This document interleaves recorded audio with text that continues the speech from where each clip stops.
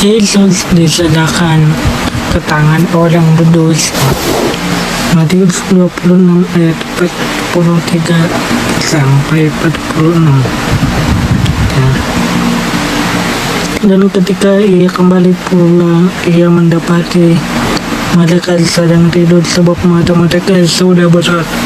Ia membiarkan mereka di situ, lalu pergi dan berdoa untuk ketiga kalinya dan mengucapkan doa. Yang itu juga sesudah itu ia datang kepada murid-muridnya dan berkata kepada mereka, tidurlah sekarang dan istirahatlah. Lihat, saatnya sudah tiba bahwa Anak Manusia diserahkan ke tangan orang-orang berdosa. Bangunlah, marilah kita pergi, Dia yang menyatakan, aku sudah dekat. Ada banyak pengajaran baru ini yang mengatakan bahwa Yesus mati di kayu salib karena Allah Pencipta telah membunuhnya. Ada banyak akhir jam di akhir zaman ini pengajaran yang mengatakan Yesus itu sebelum dia berinkarnasi sebagai manusia, ya, mati di kayu salib, menyerahkan nyawanya di Golgota. Yesus terlebih dahulu dibunuh oleh Bapa, ya. Tetapi kebenaran yang sesungguhnya, kematian Yesus hanya satu kali untuk selama-lamanya. Justru manusia berdosalah yang telah membunuh anak Allah yang tunggal.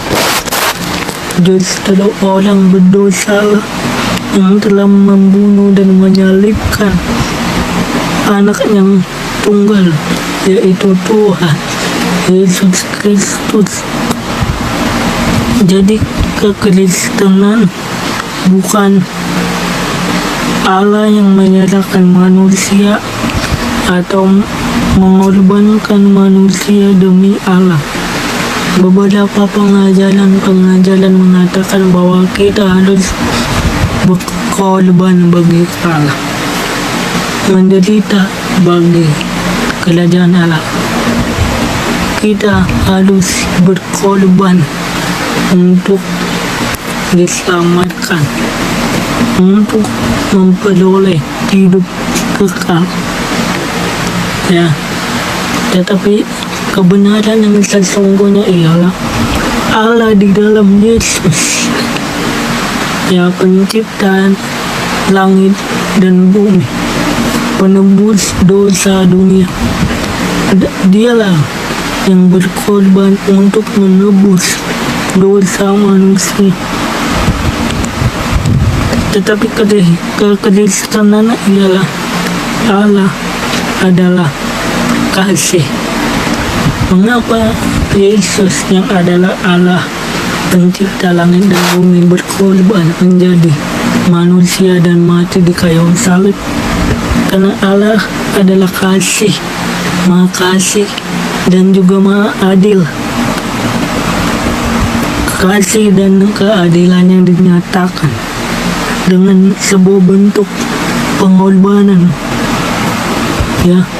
Yesus berkorban demi dosa manusia ciptaannya dan mati di kayu salib untuk memikul dan menanggung dosa manusia dan penderitaan manusia, supaya kita yang percaya hidup dalam sukacita dan kemuliaan berserta kebahagiaan kekal abadi dalam surga. Peluhnya Yesus menetes seperti atau bagaikan titik-titik darah. Lukas 22 ayat 24. Ya. Lukas 22 ayat 44. Kita buka Lukas 22 ayat 44. Ia sangat ketakutan dan makin bersungguh-sungguh berdoa, peluhnya menjadi seperti titik-titik darah yang bertetesan ke tanah. Kata peluh dalam bahasa Yunani trombos, yang berarti keringat yang bercampur darah karena tertekan dan menderita, sehingga saat Yesus sedang berdoa kepada Bapa di dalam taman Getsemani, Yesus berdoa dalam posisi tertekan dan kesakitan, bahkan bisa menjadikan pembuluh darah Yesus pecah, karena dia tahu bahwa dia akan menanggung semua dosa dunia dan penderitaan akibat kutuk dari dosa manusia, dari dosa saya dan saudara, yang seharusnya Alkitab berkata kita berpeluh dalam mencari makan. Dengan peluh kita mencari makan. Di Kejadian 3 ayat 19. Sebagai upah dari dosa, peluh artinya keringat, ya. Tetapi ada kabar baik. Yesus Kristus adalah Tuhan dan Juru Selamat. Dia datang untuk mengambil penderitaan manusia ciptaannya. Karena kasihnya kepada manusia ciptaannya, dia menebus dosa, menebus kesalahan kita, mengambil kutuk dosa kita. Manusia ciptaannya di dalam bumi ini, sehingga kita beroleh keselamatan berkat Allah, ya, dan kita hidup dalam sukacita dan istiadat penuh oleh karena karya salib dari Yesus Kristus yang tercurah ke tanah untuk menanggung dosa dunia. Matius 27. Matius 27 sampai 11, ya. Saudara bisa bacanya secara masing-masing, pribadi lepas pribadi di rumah, ya. Dalam ayat ini, Yudas adalah peran tokoh yang dikumandangkan, tokoh yang dikedepankan dalam pasal ini. Yudas adalah salah satu murid Yesus yang telah berkhianat kepada Yesus Kristus. Yudas adalah salah satu tokoh yang bersifat materialistis dalam perjalanannya ketika dia mengikuti Yesus, sampai kepada dia tahu bahwa Yesus akan mati dan diserahkan ke tangan-tangan orang berdosa, ya. Dia mengikut Yesus demi uang, karena materi, ya, sehingga ujungnya Yudas menjual Yesus dengan 30 keping perak, menyerahkan Yesus kepada orang-orang berdosa, imam-imam besar, ahli Taurat, ya.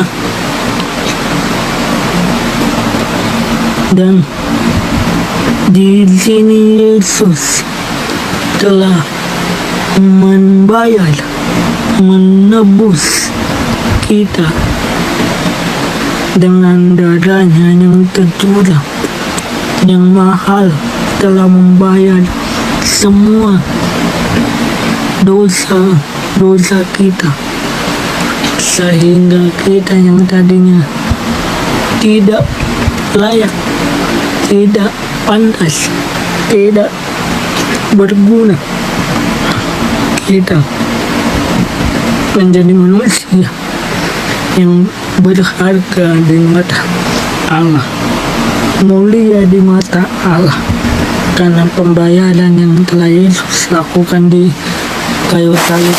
Dia tegakkan pembayaran itu dan dibayar lunas di atas kayu salib, menjadikan kita milik kepunyaannya, yaitu kepunyaan Allah. Yesus ditangkap, tanda bahwa cawan penderitaan yang dikehendaki oleh Bapa harus diminum olehnya. Yohanes 18 ayat 11.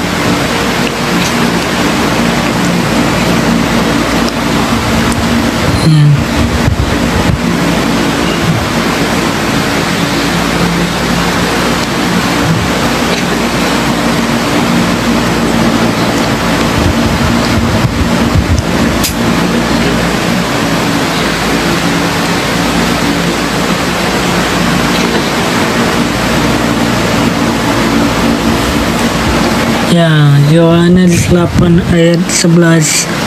Kata Yesus kepada Petrus, sarungkan pedangmu itu. Bukankah aku harus minum cawan yang diberikan Bapa kepadaku? Dalam kisah ini adalah sebuah cerita setelah Yesus ditangkap oleh para prajurit Romawi. Namun murid-muridnya, termaksud Petrus, berusaha untuk menolong Yesus dan menghindari Yesus dari tangkapan pada prajurit Romawi. Pengertian dari cawan penderitaan. Cawan dalam hal ini memiliki arti pengadilan atau penghukuman atas dosa-dosa manusia, dan cawan yang seharusnya bagian manusia berdosa ditimpakan oleh Bapa di surga kepada Tuhan Yesus Kristus. Sehingga dalam kisah tentang Yesus ditangkap oleh para prajurit Romawi, ketika Yesus di taman Getsemani membuktikan bahwa Yesus telah siap meminum atau siap menerima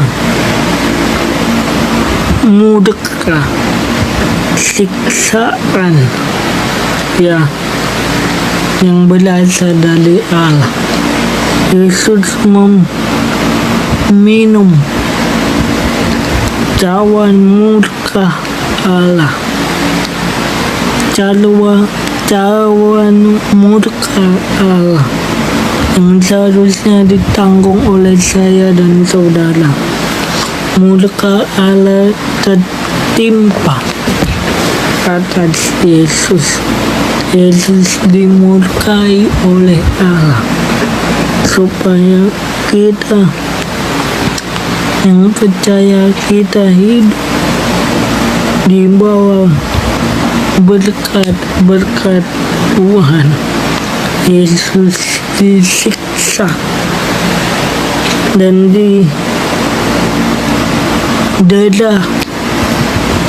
dihukum.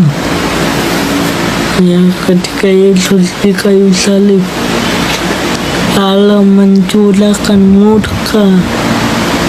murkanya atas dosa-dosa manusia. Di atas kayu salib, Yesus menanggungnya seluruh sakit penyakit kita, ditanggungnya. Kesengsaraan kita dipikulnya di atas kayu salib, sehingga oleh bilur-bilurnya kita telah menjadi sembuh. 1 Petrus 2 ayat 24.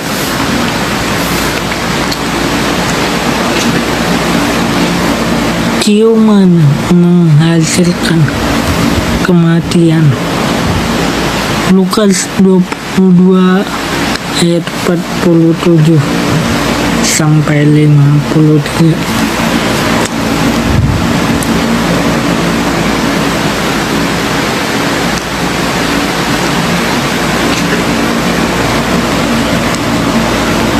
Ya, Lukas 22 ayat 47 sampai 52. Waktu Yesus masih berbicara, datanglah serombongan orang, sedang muridnya yang bernama Yudas, seorang dari ke-12 murid itu berjalan di depan mereka. Yesus Yudas mendekati Yesus dan menciumnya. Ya, maka kata Yesus kepadanya, "Hai Yudas, engkau menyerahkan anak manusia dengan ciuman?" Ketika mereka yang bersama-sama dengan Yesus melihat apa yang akan terjadi, berkatalah mereka, "Tuhan, mestikah kami menyerang mereka dengan pedang?" Dan seorang dari mereka menyerang hamba imam besar sehingga putus telinganya. Tetapi Yesus berkata, "Sudahlah itu." Lalu ia menjamah telinga orang itu dan menyembuhkannya. Maka Yesus berkata kepada imam-imam kepala dan kepala pengawal bait Allah serta tua-tua yang datang untuk menangkap dia, katanya, "Sang kamu aku ini penyamun, maka kamu datang lengkap dengan pedang dan pentung.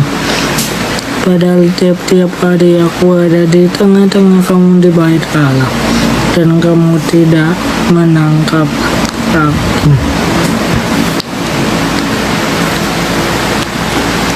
Jadi ketika kuasa kegelapan itu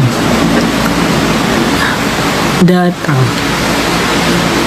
di tengah-tengah manusia, salah satunya Yudas Iskariot, salah satu murid Kristus yang setiap kali mengikut Yesus sepanjang perjalanan pelayanannya dan selalu mengikuti Yesus kemanapun ia pergi.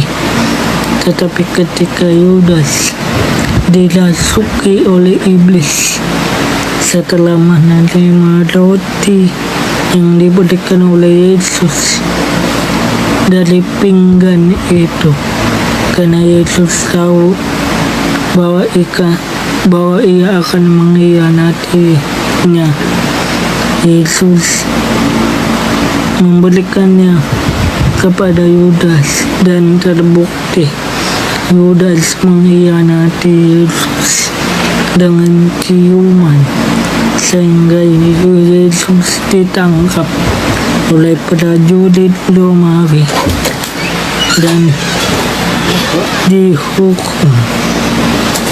Ya, dibawa ke ruang sidang yang disiksa dan disalibkan untuk memperoleh keselamatan Allah, dan kita percaya melalui kematiannya, melalui pengorbanannya di kayu salib, kita beroleh keselamatan oleh pengcurahan darahnya, dan kita percaya kita pasti masuk surga karena Kristus sang pemilik hidup kekal, pemilik surga, telah datang dan mati untuk menangguh hukuman dan kutuk kita di atas kayu salib.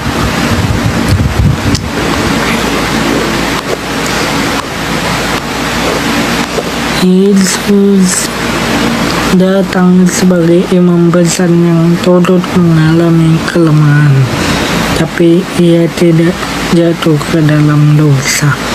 Ibrani 4 ayat 14 sampai 16.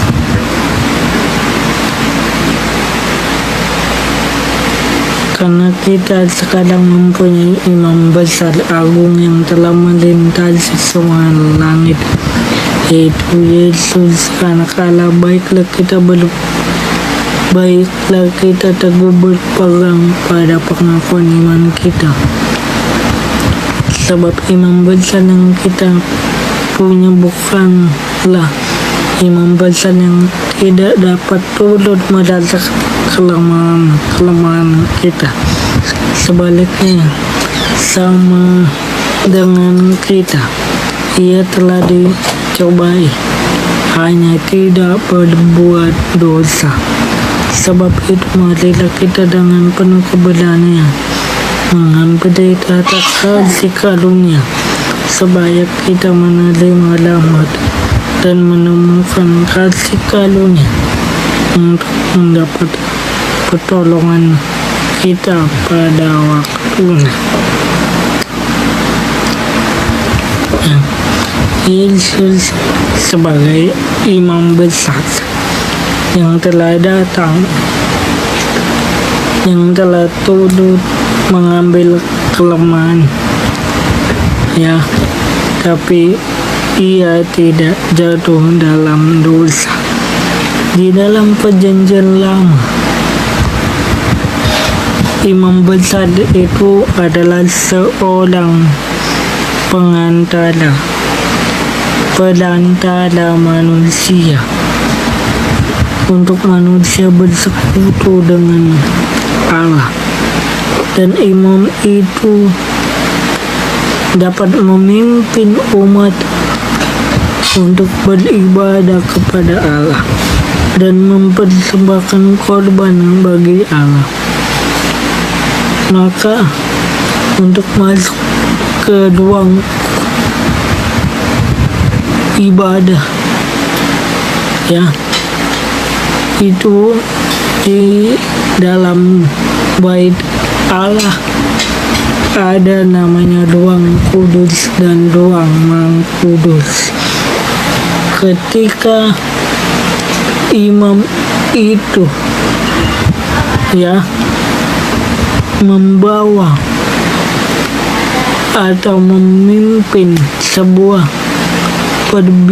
peribadatan, memimpin cara bagaimana sembahyang, berdoa, beribadah kepada Allah, dipastikan imam itu tak bercacat, tak bercelah, tak berdosa, dan dipastikan persembahan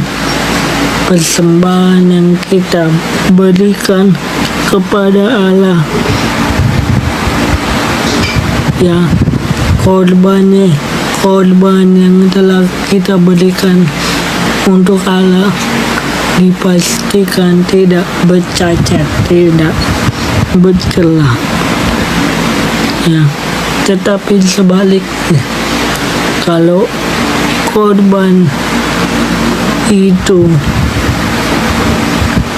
tidak sempurna, ada cacatnya, ada celahnya, maka Allah tidak menerima persembahan itu. Atau bisa jadi imam besar itu sedang atau ada dosa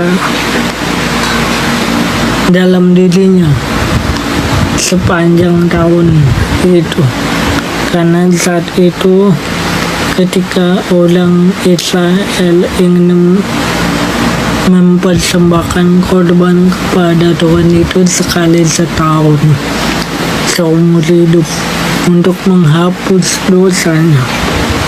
Kalau imam itu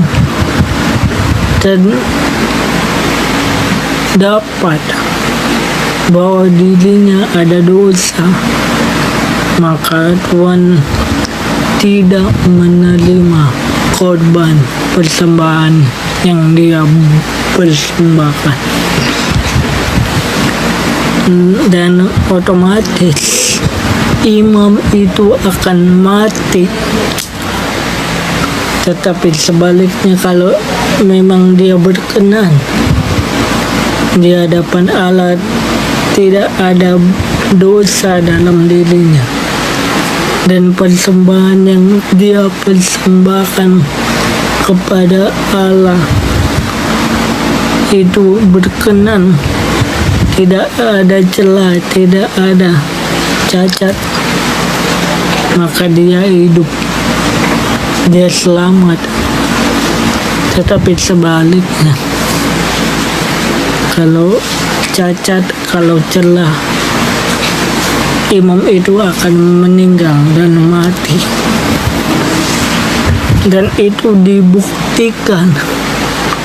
Lalu mayat imam besar itu akan ditarik dengan sebuah tali yang telah ditempelkan dengan lonceng-lonceng kecil.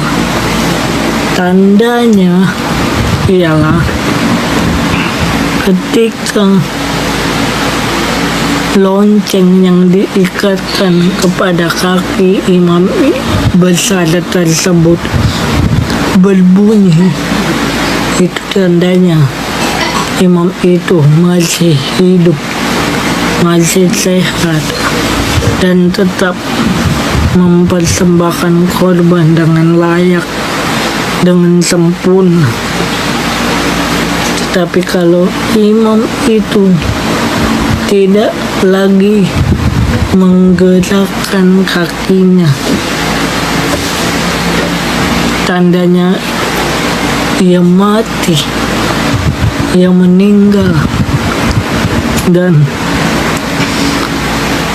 bukti bahwa korban persembahan itu batal atau tidak layak di mata Tuhan karena dosa manusia tersebut. Tetapi ada kabar baik. Yesus datang sebagai imam besar yang turut mengalami kelemahan kita, tapi ia tidak berdosa. Artinya apa?